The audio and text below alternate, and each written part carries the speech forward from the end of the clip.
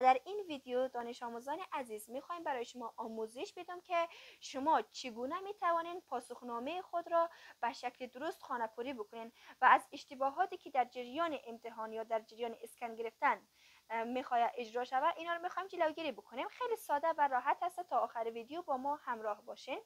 در این قسمت ببینید دانش آموزان عزیز، در قسمت پاسخنامه تان شما یک کد خودتان هستی و اینجا کد مکتبتان هست و اینجا صنفتان ذکر شده که پر هسته برای از اینکه ما از اشتباهاتی که میخواد پیش روی اتفاق بیفته جلوگیری کنیم. چیکار میکنیم؟ اینا را باز هم با قلم پررنگ تر میکنیم و طور مثال اینجا ایش فهمیده میشه و اینجا اینش و همچنان کیو فهمیده میشه. پس بیا امیرم پررنگ تر بکنیم.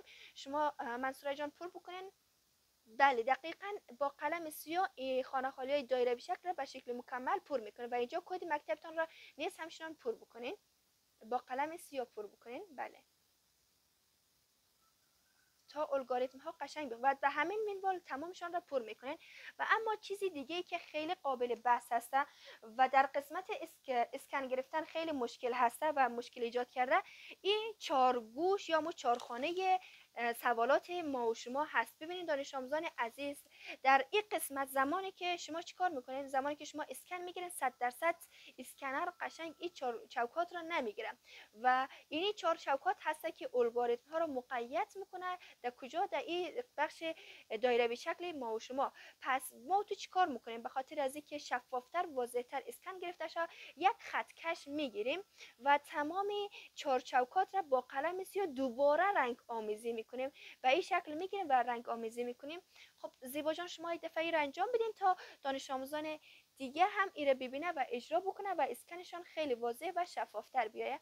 بله دقیق دخترها، هر چقدر دقیق تر باشه به همون اندازه پارچه‌تان راحت تر جوابش به دست شما عزیزان میرسه. بله و در نهایت تمام اینا را همین گونه انجام میدین و چهار طرف را اینجا هم همچنان این قسمت را هم و این قسمت را هم و طوری این چهار گوشه را شفاف و واضح میسازید که تمام چیز واضح تر دیده شود.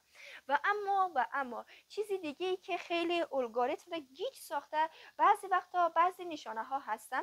در اینجا ببینید شما دانش آموزان عزیز، یکی از آموزان ما تمام چه خود امی پارچه پاسخنامه خود قشنگ پر کرده، ولی در این قسمت ببین ایره پررنگ کرده چون اول برش گفتیم چهار چوکات هم خط کشی کرده قشنگ، ولی در این قسمت ببینین یک ذره آخرین سوال از این کم رنگ هسته و سوال بعدی ای چی هسته؟ نیمه پر هسته. اینمی یک کم رنگی و یک نیمه ای رو پر کرده باعث میشه که کل سوالات شما خواندن نشه و حتی کد مکتبتان، کد خودتان، کد صنفتان فهمیدن نشه و برای از اینکه از این مشکل جلوگیری شود شما باید 100% تمام خانه خالی ها رو پر بکنید. پس شما شکریه جان همین خانه خالی که کم رنگ هست رو پر رنگ بکنید تا دانش آموزان دقت بکنه در این قسمت که هیچ کدامی از اینا دیگه این رقم نشه، به خاطر از اینکه الگوریتم ها گیج میشه و باعث میشه سوال از ما را از سوال اول تا به سوال آخر هیچ نخوانه. بله این رقم دخترای عزیز با قلم پررنگ سیاه تمام خانه خالی های دایره شکل را کامل پر میکنین. بله و در قسمت آخر ویدیو دانش آموزان عزیز ببینین این نهایی هسته، پارچه نهایی دانش آموزم هسته که با خطکش که اول گفتیم این را پر کرده، چهار چوکات را قشنگ سیاه کرده و همچنان کد خودشان را، کد مکتبشان را نیز با قلم سیاه پر کرده. در اینجا کد صنفی که میخوانه را نیز پر کرده و تمام پاسخنامه را شفاف و واضح پر کرده. ببین خیلی واضح هسته و اینمی قسم اگه تو این بینمی شکل البته باید زیرش گفتم در ویدیوی قبلی در اول براتون توضیح دادم که در زیر از یک کاغذ دو تا کاغذ الف 4 میگیری که شفافتر بیاد و طوری اسکن میگیری که صاف تمیز باشه و اینمی چهار چوکات نیز 100% در کل ویدیو بیای. حتی یک قسمتی از این اگر نیایم الگوریتم ها ویدیوی موتوره یا مثلا پاسخنامه موتوره چیکار نمیکنه؟ نمیگیره. پس ما تو چیکار میکنیم؟